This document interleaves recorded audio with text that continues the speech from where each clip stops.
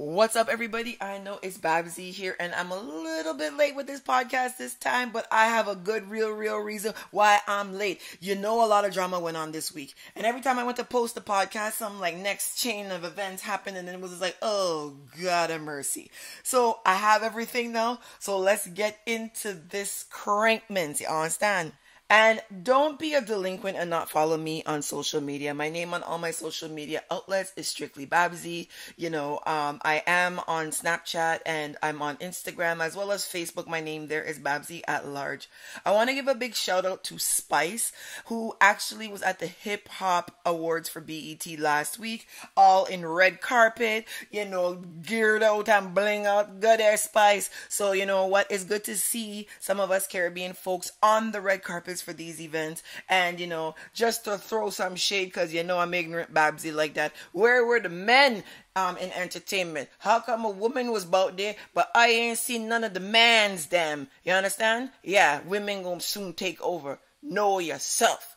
So one of the biggest dramas of the week is obviously the whole Foota hype, bounty killer, Tony Matterhorn and even Khago jumped up into the mix. Let me tell you something. This week was crazy as hell. So just so we could get a clear understanding of this drama and what actually transpired, I'm going to read to you the post that Bounty Killer left on Foota Hype's Instagram that really caused the whole thing to collapse all week. So I'm going to read to you guys the post that got Bounty Killer, you know, and Foota Hype cranking last week, this week, depends on how you want to look at it. Now, you know, my Jamaican ain't so good, so I'm going to try my best to kind of just do this. You understand what I mean? So work with me. So, this is Bounty Killer on Foota Hype's Instagram. All for the love of likes and hype, the big shit up foot faggot skinning out in a shorts on a man car. And have the nerves to be saying that he is rich.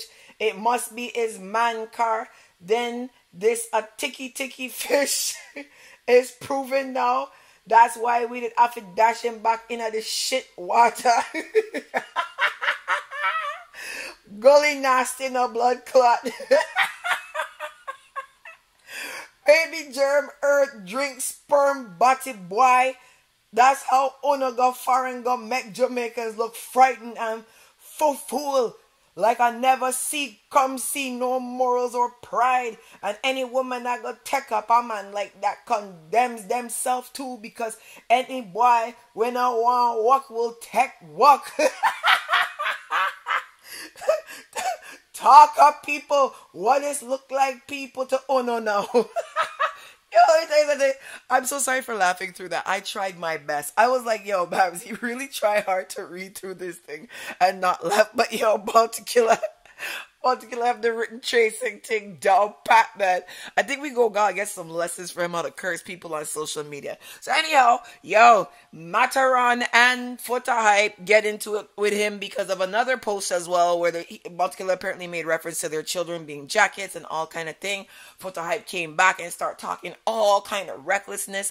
But I do want to say, you know what, it was funny at first, but it's out of hand now. And you know, the reason why I had to redo this podcast was because Foota Hype has now come out and apologized, and he's basically saying he's backing down. And I'm glad he's doing that, because he did say a lot of lies about people who are innocent, like Claudia Rattigan, who is Bounty Killer's fiance, my friend, and he did say a lot of lies about her. So I was just literally like, yo, man, this is gonna get out of hand. And the problem with people is, like, I know the truth, but a lot of people don't, and they'll run with stories and make things difficult for people. So I'm really glad to see that, you know, Foota Hype is taking a kind of a stand down type of a position right now, because it did get out of hand, and I'm glad that it's actually now been put to rest. But before it got put to rest, you know, Ninja Man had some things to say and whatever. And it's just like, look, man, my advice to everybody is this. Why don't we all just stop the nonsense? Like, we don't have to be out here skidding out everybody's information and fighting, especially the fact that all of these people were friends to begin with. You know, I don't know what happened and transpired, but I think everybody just needs to calm down and just regroup and, you know, have a birthday party or something. Everybody just kind of figure out what everybody everyone's so mad at and get back on track. That's just my advice to people, because I mean, I'm a warmonger too. Everybody know that. But I don't war people that I've been friends with and know all their personal secrets and start skinning them out and all that. Like, to me, there's a kind of a street code you need to follow in life, and you really shouldn't be doing that kind of thing, you understand? So it is what it is. Now, a lot of people wanted me to talk about the whole Danielle D.I versus I Shawna saga. To be honest, people, and I don't know if you're going to think I'm a hater or whatever, I'm so tired of that story right now, and I'm just not interested in it anymore. And I know that a lot of people want to know my take, because I Shawna was on stage this weekend and she had her interview. I'll be honest, I didn't sit down and watch the whole thing. I really don't appreciate I Shawna as a female. You know, in this industry, I don't condone her behavior. I don't condone her beliefs. As I said, like, she's free to do what she wants, and so am I. But as a female with morals, I just really don't agree with a lot of what she does and a lot of the principles she stands for and the ideology she pushes. So you will not hear a lot about her on my actual channels, because I just really can't stand her. But Danielle D.I did come back out with some statements to clarify, you know, why things got out of hand. I just think that this needs to die as well, because it's just kind of like, this ain't gonna go nowhere. Everybody's just talking shit anyways. So let's just move on and get away from this kind of drama, and let's get some songs on Billboard. Now, over in the soca world, all last week, apparently Orlando Octave and DJ Bravo, who's Bravo the cricketer, have been throwing words about each other, about woman and this and that. I personally think it's a publicity stunt. You know, you guys can look, I'll put some links if you're on YouTube listening to this podcast below, so that you can see what's been happening. You know, I don't believe that Orlando Octave and DJ Bravo are in any type of war. I feel like that's just being orchestrated, so I don't believe it. And as we know, you know, soca, it's really Trinidad Carnival time right now, and a lot of people might be like, it's Trinidad Carnival in February, but it's like Trinidad Carnival really launches from like July, August every year. So a lot of good songs are coming out. I'm going to be compiling a list of my favorite videos as well as my favorite songs. So far, there are so many. I really like Irfan Al's music video that he just really put out recently. Actually, I'm not even going to go give any tips right now. I'm just going to go compile that list and come back and talk to y'all about that later. Now, there is this alleged beef brewing between Ding Dong and Busy Signal. I'm not sure if I believe that. You know, Ding Dong put out a song last week where, you know, he made some reference to, you know, Gary the engineer, which is this whole drama surrounding Busy Signal, one more night. Gary, give me one more night. I don't know. You know how these kind of people will pick fight and pick fuss. But Ding Dong did allege, Ding Dong didn't allege, actually. He did speak about it in his song. Busy Signal dropped a song that I really like, actually. They're saying it's a diss track.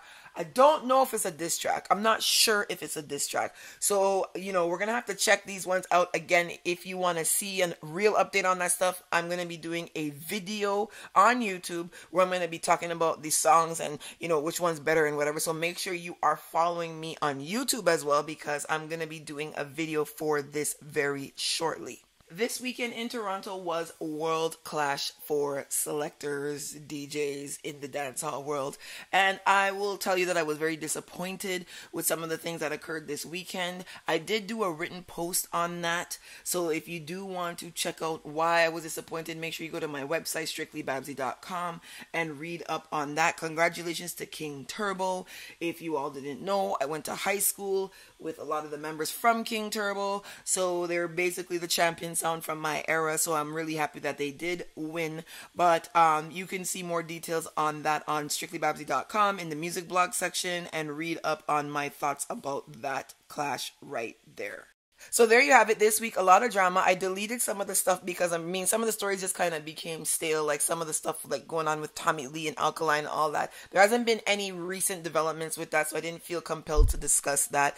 So as I said, we will be cranking out another podcast later in the week. I love every single one of you. So make sure you do follow me to catch the play-by-plays throughout the week and you don't miss anything. Make sure you are following me on my YouTube channel so you don't miss any of the videos. And make sure you're on my Facebook page, Babbzy at Large, so you don't miss any of the drama and the cuss outs that be going on around there, because we be cussing when we ready. All right, love each and every single one of you. Have a wonderful day.